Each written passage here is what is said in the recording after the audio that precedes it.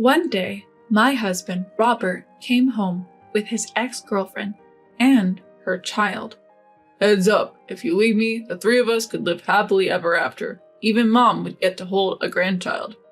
My husband pressured me to divorce him, so I agreed. Why? Because I have an ace up my sleeve that he knows nothing about. I can't help but look forward to the look on his face when he finds out. The anticipation is just too thrilling. My name is Amelia. I'm 35 years old.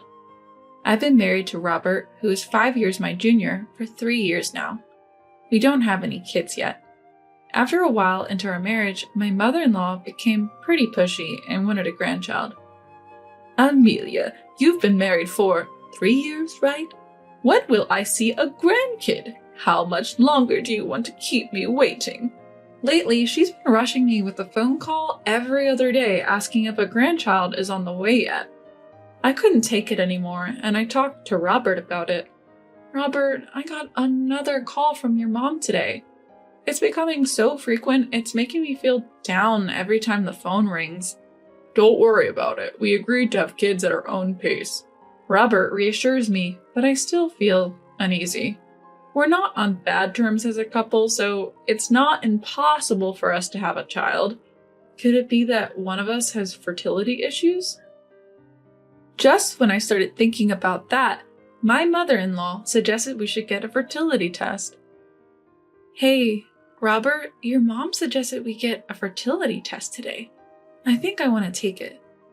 There's no need. We'll have a baby when it's time. Then you go ahead and tell her that. I couldn't help but raise my voice at Robert. He doesn't seem worried about not having a child. And when it comes to his mom, he doesn't seem worried about not having a child. And when it comes to his mom, he thinks it's best to ignore her. It's me who's left feeling miserable. Doubting Robert's reliability, I decided to go for a fertility test without telling him. If the issue is with me, I want to tackle it sooner rather than later. Plus, I'm older than Robert, so the pressure is really on. To cut to the chase, my test results were fine, so maybe the issue is on Robert's end. So, Robert, about that fertility test we talked about the other day? When I bring it up, Robert doesn't even try to hide his irritation. Really? This again? Haven't I told you I'm sick of hearing baby, baby? Makes me not even want to try for a kid. Let's drop it, okay? Robert shuts down, not willing to hear me out. All I wanted to do was share the test results. Why is he so angry? I don't want this tension hanging over our relationship. Ultimately, I decided to keep the test results from Robert. Ignoring my feelings, my mother-in-law calls. Amelia, what's happening with having kids? I hate to say it, but at your age, your window is closing fast. Could it be your age that's the problem? I wanted to say I'm not the issue, but that would mean indirectly pointing the finger at Robert. That would surely get back to him. So I hold my tongue enduring her remarks. Even Robert knows I'm looking forward to grandchildren, so why did he marry an older woman who can't have kids? My mother-in-law, convinced I'm the problem, won't stop nagging. Her complaints are now seeping into Robert as well. Robert, can you please tell your mother to stop talking about babies? It hurts to be talked about like that when I want kids too. Not only has mother-in-law been bad-mouthing me, but now even Robert is starting to blame me. Well, Mom has a point. My friends were saying at the reunion that it's harder to have kids with an older wife. Robert now firmly believes I'm the issue, swayed not just by his mom, but also old classmates. At this point, there's no way I can ask him to get tested. Eventually, every time he goes to his parents' house, he starts ridiculing me alongside mother-in-law. Today, once again, mother-in-law speaks loudly enough for me to hear. Why did you choose an older woman, Robert? I thought for sure you'd marry Isabella from college.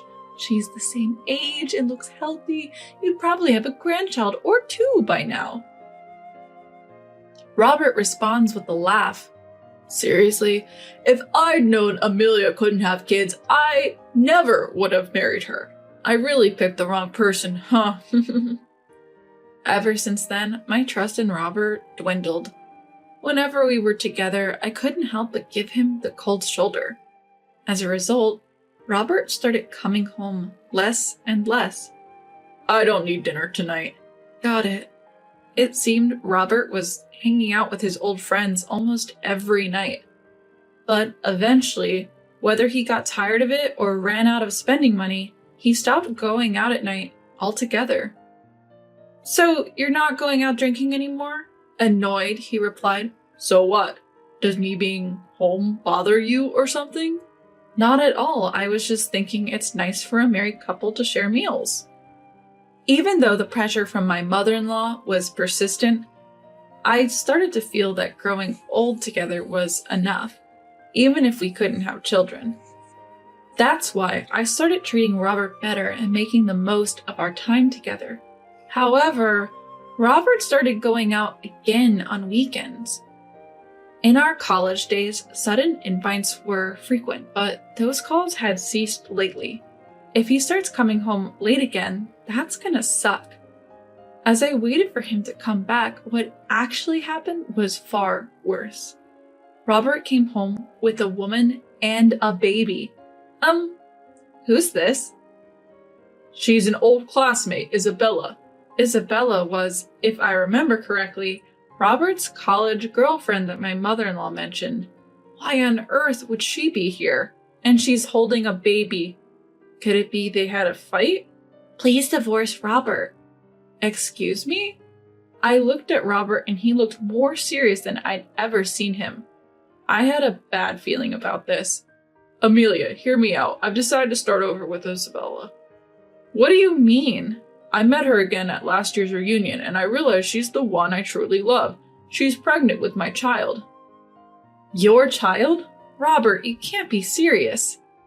It's true, but Isabella knew I was married, so she initially planned to raise the child on her own and gave birth in secret.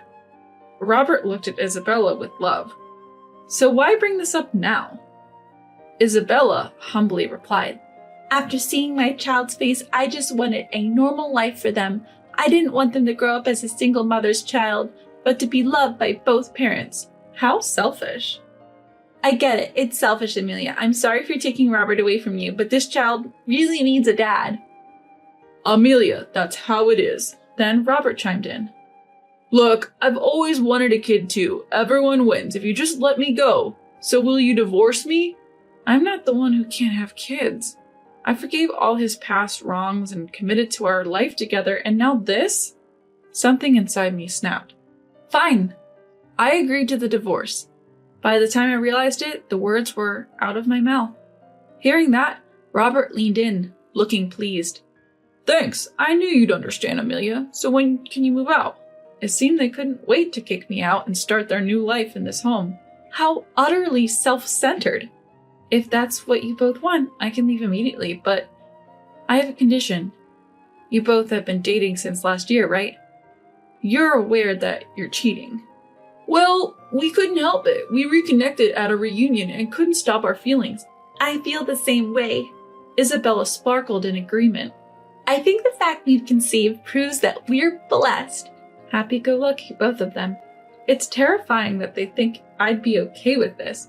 Good. I'm glad you admit to the cheating. Now I can cleanly claim compensation in the divorce. Upon hearing this, Robert and Isabella went pale instantly. Compensation? Are you a demon? You plan to take money from us while we're raising a child? Exactly. You've never had a child, Amelia. You don't get it. I have no intention of listening to either of you, I said coldly and in a low voice. I don't care about your circumstances. If you cheat behind my back and then unilaterally demand a divorce, it's only fair that you owe me compensation. Monster! Devil! Heartless woman! They shouted and screamed, spit flying. Ignoring them, I went in for the kill. If you can't afford to pay, why not ask mother-in-law? She's been dying to see her grandchild. She'd probably be happy to help. You're right. Mom will definitely help us out. Seemingly reassured, they agreed to pay me the amount I demanded. Of course, I also tacked on the cost of my accommodation until I could find a new home. To avoid future complications, I made sure they signed an agreement. Shall we go tell mother-in-law right away? Yeah, Mom will be so thrilled to finally have a grandchild. Ignoring my presence, Robert and Isabella excitedly discussed their new life. Later, when we visited mother-in-law at her home, we told her the whole story. Then mother-in-law exclaimed with surprise, Robert, well done! I told you so, didn't I? It's better to marry a classmate. I always thought you and Isabella would be a better match than that old Amelia.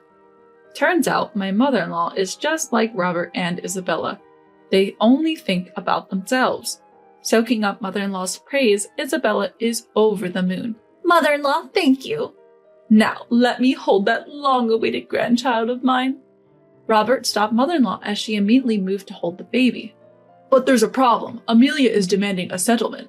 What a greedy woman! She says it's a condition for the divorce.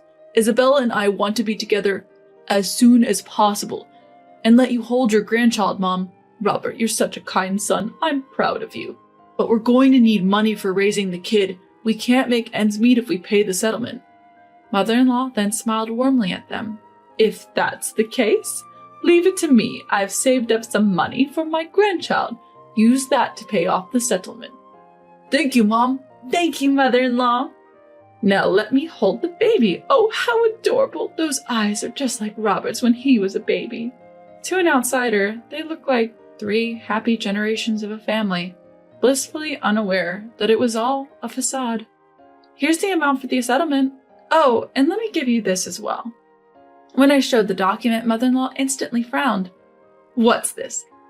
These are the results of my fertility test. I thought you all should know the truth. I showed everyone the test results.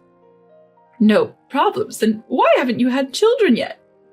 Smiling widely, I answered mother-in-law's astonishment. Could it be because the issue was with Robert? What are you talking about? He clearly can have kids, right, Isabella? Yes? Isabella was visibly flustered. For the clueless people, I gave another hint. When did Robert reunite with Isabella at the reunion? It was last year, so about 6 months ago. Mother-in-law pulled out an invitation postcard from the drawer.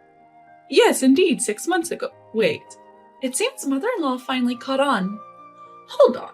You guys met again at the reunion, right? Yeah, it was the first time we had reunion in like 10 years or more. And yet, Isabella has already given birth. The timing doesn't add up. Sensing that she's been caught by her mother-in-law, Isabella starts making excuses. Oh, well, this baby was born much earlier than his due date. How many months old did you say he is? To mother-in-law's question, Robert proudly responds, He's just 1 month old. He's going to get cuter and cuter. Then mother-in-law says with a stern face, So that means he was in Isabella's belly for less than 5 months? What? Isn't that how pregnancy works? Don't be ridiculous. Pregnancy lasts 40 weeks, which is basically 10 months. A baby being in the womb for only 5 months doesn't make sense. Mother-in-law, filled with anger, confronts Isabella. What is going on here, Isabella? Realizing she can't talk her way out of this, Isabella finally comes clean. Fine, the truth is the baby isn't Robert's, but at this point, who cares? He's a cute baby. Doesn't that count for something? Hearing this, mother-in-law shouts at Isabella. Don't joke around. What I want is Robert's child, my own flesh and blood. I will never accept a child from some stranger. Robert seems to finally grasp the situation. Isabella, you lied to me? You said we were soulmates, that God gave us this baby. Enough of this. I'll tell you the real story. Isabella starts to speak her mind. This child is from my ex-boyfriend, the one after Robert, but he was a terrible man and disappeared as soon as he found out I was pregnant. That's why I was looking for a new dad for him at our reunion. You're kidding. And you, Robert, fell right into my trap. I thought I was lucky, but who knew you'd be infertile and make things this complicated? Annoyed, Isabella stands up, holding her baby, ready to leave. I should have picked a different guy. Alimony sounds complicated, and you've got an annoying mother-in-law. I'll find another man to be this child's father. Wait, where do you think you're going? I won't let Isabella go scot-free. Isabella taunts back at me as I hold her back. What? If I break up with Robert, then I'm not involved anymore, right? Just go on with your life, or maybe you two should just reconcile quickly. It's too late for that. Because of you, I have no intention of reconciling with Robert. You stole another woman's husband. You'll have to pay the price. The price? I thought Robert's loving, kind mother would cover the alimony. Do you want more money or something? Just as expected, my mother-in-law immediately rejected the idea. No way! Why would I pay any compensation? That child isn't even my grandchild. Even Robert and Isabella started to panic. Mom, you said earlier you'd help us. Yeah, Auntie, you said you had savings. My savings are for my grandchildren, not some random kid. You two better figure this out yourselves. I can't afford to pay $10,000 or $30,000. Too bad. I've got a signed agreement. Then Robert tried to sweet-talk me. Look, Amelia, we've been doing just fine without kids. Can't we just start over? I already told you, I have no intention of starting over with you. If you fail to pay, I'll take legal action. You can't be serious. We've been doing well so far. Who ruined that? You did. Before I knew it, I was yelling at Robert. I thought even if we couldn't have kids, we'd still be happy together. But you listen to your mom, cheat on me, and the kid isn't even yours? You're pathetic. Then can't we just be happy from now on? Shut up! I will never get back together with you. Go live your life with your dear mother. You and I are now strangers. Amelia, you can't be serious. Ignoring his pleas, I left Robert's family home. I'll never come back here. I quickly packed up my things and moved out. Robert doesn't know where I'm going, so I'll never have to see his face again. Soon enough, I started a new life in a rented apartment. Maybe it was the mention of legal action, but Robert and Isabella did end up paying the compensation. I didn't have to worry about money. I have no idea what became of them. The payments came from separate accounts, so they must have broken up. As for whether Robert remarried, I don't know, but it's certain he still has no kids. His mother will likely never hold a grandchild or use her savings. It does make me feel a bit sad for her. A year after leaving Robert, I was proposed to by a coworker. We now have 2 children, and our family of 4 is happily living life. From here on out, I plan to fully enjoy this newfound happiness with my family.